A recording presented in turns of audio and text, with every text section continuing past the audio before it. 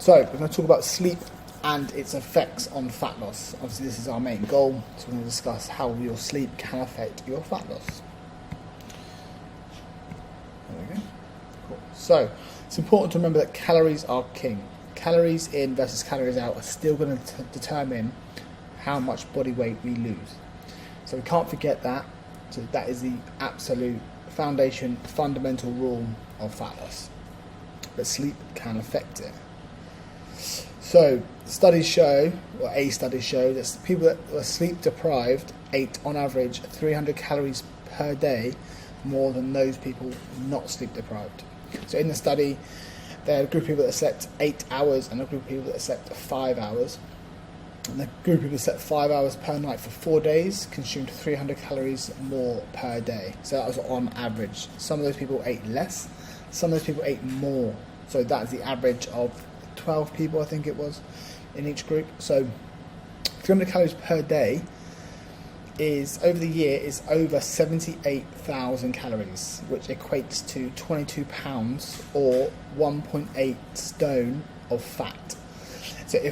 So we know that roughly 1 pound of fat is about 3,500 calories worth of energy.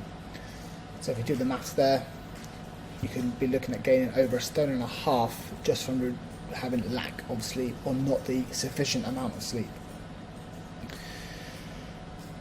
So another study showed when people were two groups, one was set 8 hours of sleep per night, one group of people was set 8 and 4, I think it was 8 and 5 hours. Over a 4-hour buffet, and they just people were left to their own devices to choose what they wanted to choose. Not only did the people that were sleep deprived eat more calories overall, but they also chose the less nutritious food. So if you think of a buffet with salads, vegetables, lean protein, but it's also got sausage rolls, cakes, biscuits. The people that were sleep deprived went more for the kind of junk, sweet treats rather than nutritious food. So not only is your choices in how much you eat affected by your sleep, but also the type of food that you eat is affected as well. So you're going to likely eat more calories and less nutritious food as well. So we'll talk about hormones. So the two main hormones we're going to talk about are ghrelin and leptin. So I might have to move my face in a minute. So ghrelin is basically your appetite hormone. So it tells you when you're hungry. So basically when your fat cells are empty, it sends a signal to your brain to say, we need some food, we need to fill this up. So it tells you to eat food. Then you have leptin. So if I just move my face quick. So it decreases your appetite. So basically when your fat cells are full, it sends a signal to your brain to say, look, we're done, we don't need any more, you can stop eating now. So these two are meant to work together in sync. When you have poor night's sleep, your ghrelin increases and your leptin decreases. So the hormone that tells you that you're hungry kicks in faster and stronger. So you'll eat a little bit earlier than you normally would, and you'll also eat more. You'll feel hungrier, so you'll naturally consume more calories because you're feeling so hungry. Leptin is affected, it kicks in a little bit later. So not only are you eating earlier, but the hormone that tells you to stop eating is reacting slower. So there's more time for you to consume more calories. And this happens through the day. So imagine, even if you change it by 5 minutes either side, that's an extra 10 minutes of eating 3 times a day, and you can eat a lot more calories in that time. These are highly affected by your sleep. So the more sleep deprived you are, the more these are affected. So the hungrier you feel more often, and the least likely you are to stop eating and send those signals of fullness and satisfaction. So talk about some links between sleep and fat loss. So the type of weight loss between lean body mass and fat mass. So lean body mass, we're talking about muscle, and fat mass, we're talking about obviously fat. So people that were getting 8.5 hours sleep, on average, burn about 50% of their weight loss from body fat. And the people that got 5.5 hours sleep burn on average 70+% from muscle. So, like I said at the beginning, calories are king. So you can still lose weight from creating a calorie deficit but having poor sleep. So you can still achieve weight loss.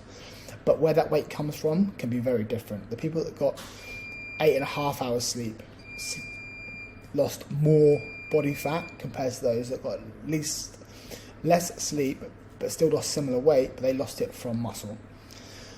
You should know by now that muscle is very important, it's very useful. We want to keep as much of it as possible, not only because it just gives us shape and kind of the curves that we would like, but also it's also very beneficial to be strong and competent to move, walk, run, stand up, sit down, perform everything you want to perform, dancing, climbing, cycling, whatever you want to do.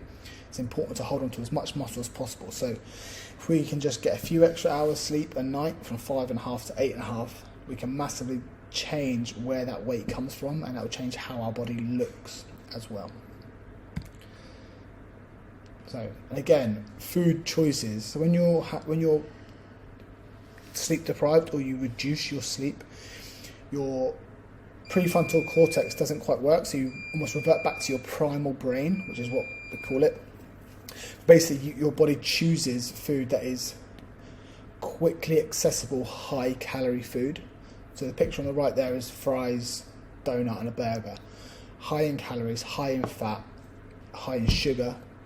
It's a very quick kind of dose of calories into the body, and that's what you kind of lean towards because you need it quicker, you want it quicker. Your hunter-gatherer brain wants that calories, that energy as fast as possible. So you're less likely to choose the plate on the left, which has got fruits and vegetables and stuff. So yeah, like I said, not only do you increase how many calories you burn, how many calories you eat each day, but it's also the choices of food that you eat as well. And then here we've got a kind of a link study which shows the dotted line is how much sleep you get. So as the sleep decreases down here, we can see that the level of obesity almost directly opposes it. So as your sleep decreases, your obesity increases. So that's from between 1950 and 2002. And you can see it looks almost like a cross. It's literally the opposite. So as your sleep goes down, or the chances, as sleep goes down, the level of obesity goes up. And that should show you how important that sleep is between getting enough sleep and being overweight and obese. Cool, so that's it for this slide. Hopefully that really kind of drove home the importance of sleep in your fat loss goals. Like I said, calories are king, and you can lose weight with not perfect sleep, but it just makes it a lot harder and not as efficient or effective. So it's important to focus on sleep.